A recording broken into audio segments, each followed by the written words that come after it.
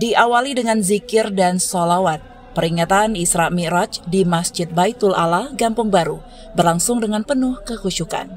Dipimpin langsung oleh Habib Abdul Haris bin Soleh Al-Aidrus, ratusan jemaah tampak khusyuk melantunkan asma Allah.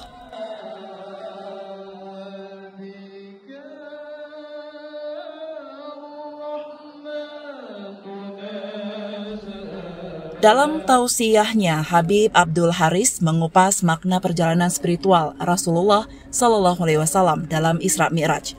Ia menekankan bahwa peristiwa ini bukan hanya perjalanan fisik, tetapi juga mengandung hikmah besar bagi umat Islam, terutama dalam menegakkan sholat sebagai ibadah utama.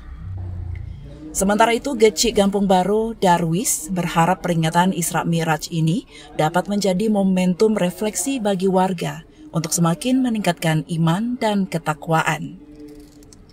Peringatan Isra Mi'raj ini terselenggara atas dukungan penuh perangkat desa serta partisipasi aktif masyarakat. Usai tausiah, acara ditutup dengan doa bersama yang dipimpin oleh Habib Abdul Haris, memohon keberkahan dan keselamatan bagi seluruh warga.